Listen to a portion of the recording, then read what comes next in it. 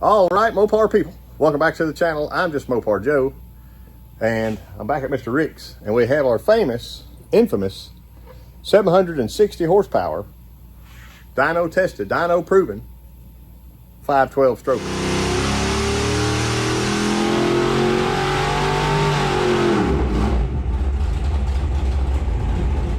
That's stout piece right there, Joe. Good job, man. Thanks. Can we be done? Huh? I think we're all done.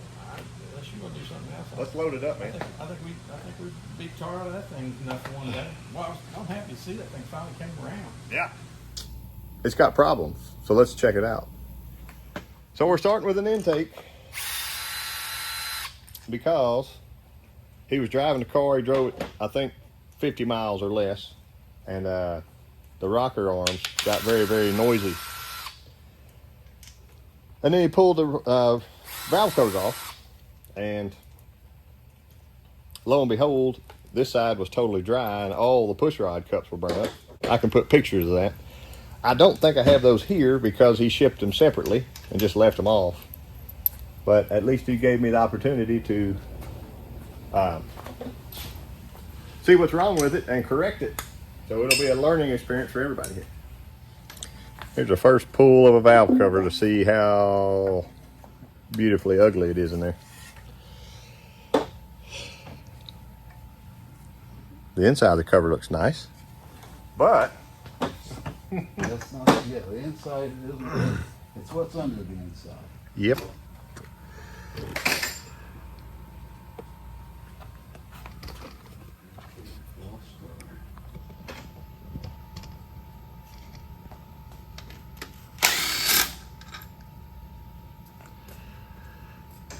All this fine powder and shavings means that we have to tear this engine totally all the way down. We knew we would anyway, but I was hopeful that it wouldn't be so bad, but he did send me pictures and it was already looking pretty bad. All the lash caps made it from out west back on their spots, so that looks good. And that might be the worst one right there. Look at that. I'm sure the other side's just as bad. So this side was the one that got noisy first. And there's lots and lots of plenty of metal in there. The only reason that it could stop oiling the top end that we would ever think of is if it spun the number 4 cam bearing that feeds the rocker shaft right through that little hole right there. And he did, as just a simple test at his house. Put his oil pump drive in, spin it over. The engine still has, you see there's our little hole. It still had 75 pounds of oil pressure when he turned it off. And the top end was not oiling. So that's gotta be a smoking gun, but how bad is it smoking?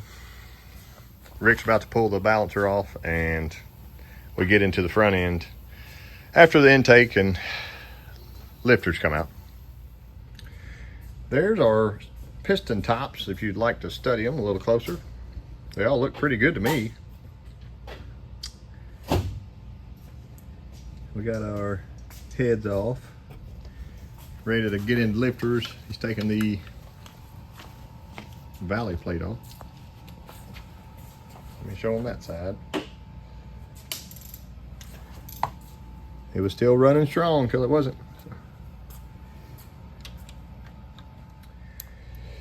You'll notice little sparkles and such like that because all it could do was just run the that's some gasket material there for me, run all the metal flakes down, washing them down.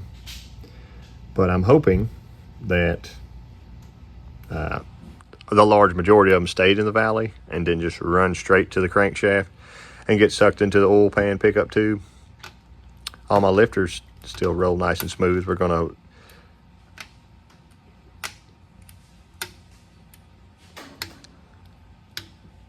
monitor what holes they come out of so that we can put them right back in those holes and inspect the rollers and all that stuff. But I think we're looking pretty good so far, minus all the metal. And I don't see a cam bearing hanging out early inspection. It could be spun and setting right there. If I wipe that with my pinky, there's not a bunch of metal on it, but it does feel like it may be moved backwards a little bit there. We'll know in just a minute. We got our front end off. Rick's going to get a cam handle, but the cam floats. I don't even know if I want to do it right now. Nice and smoothly. Still, I don't know if it spins, but it floats. It does spin, see? I'm not crazy. It spun when I put it in there. All right, I got a bolt in. She sure spins nice. I'm not crazy. Anybody in the world can see that. Here we go. I'll take my rag on.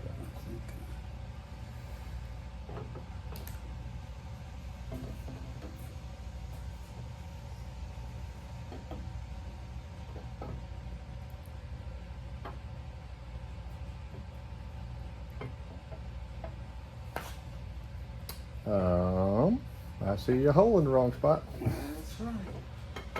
However, I don't think number 4's hurt at all on the cam itself. Do you? Doesn't look like it. Looks perfect, and we'll like it. Show the world. There's one line right there, but I don't. No, I think it looks beautiful. It's not a. I can't tell that's not new. Mm-hmm. Well, there's one win. There's number 4. And she spun. But it doesn't look destroyed in there or anything. I don't see any metal. Oh, that looks really nice and clean.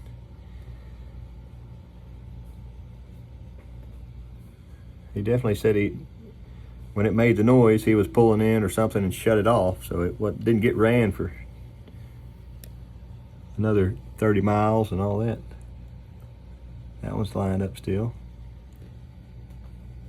There's old spinner. Nick has leaky, we have old spinner. We got to check and see if that cam's straight too. Can we do that? Yeah. We got the V-block set up from checking the world's straightest cam the other day. That is not the same cam we had the other day. No, it's bent 5. Okay. Ready? Yes, sir. -1 plus a little over 4 -1. Mm-hmm. You're bent 5 thousandths. What's acceptable? I don't know, but I sure wouldn't want one bent that far. Checking number 4 now. +1. So we're bent 3 here, so we can probably straighten it out there. I got our pan off, and there's like basically nothing in this. There's no big metal. There's some real fine stuff, and that, you know, you probably have that if you spin a cam bearing, but there's nothing in here like cam bearing material, being that softer Babbitt or whatever people call it now. It's not big chunks of whatever, you know. So it looks really good. This, I mean, obviously I'm gonna wash all this out, but it's looking better and better the more I dig and get deeper into this. Also, my old sealant. This is the stuff they said for like use on imports, where they put the engine block to the, like if it's in multiple pieces, it just peeled off. That's a blessing too, instead of having to fight that stuff over and over, destroying a pan and all that. So we're looking good so far. Rick just measured all the cam journals and he said they are in spec. This is our number 4 that spun, and you can see all the ribs, the lines in it where it got driven in before. All that looked great. I think we're going to measure that bore of that number 4 also, but you can see a little metal where it spun her around. The other ones all look just kind of like normal cam bearings. There's might be a little wear there, but There's no smoking gun on that stuff. But we do still have a bent cam we have to fix here in a minute, or sometime. We double checked both holes on both sides. That one on the opposite side had a little piece of metal. You'll see our paper towels in there. He took a rod and we stuck it through and cleaned it right out. So it looks just like that one now.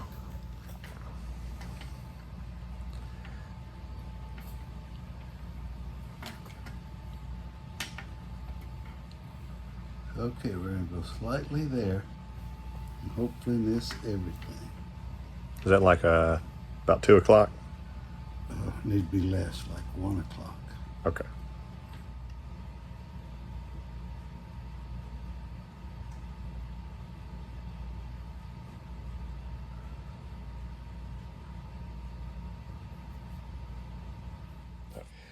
Camshaft in.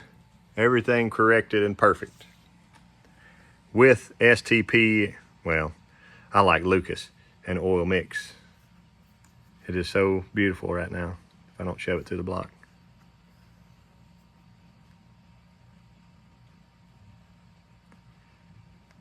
I think we're ready to go. Here's our 512 back together. Short block's done anyway. You can see all my squished out RTV. It's starting to dry now, but you can come by with a razor blade, cut it right off, and it'll look pretty. Our next steps are to get the heads back. They're getting cleaned up, springs checked, and put this dude back together. No step for a stepper. A little warranty work.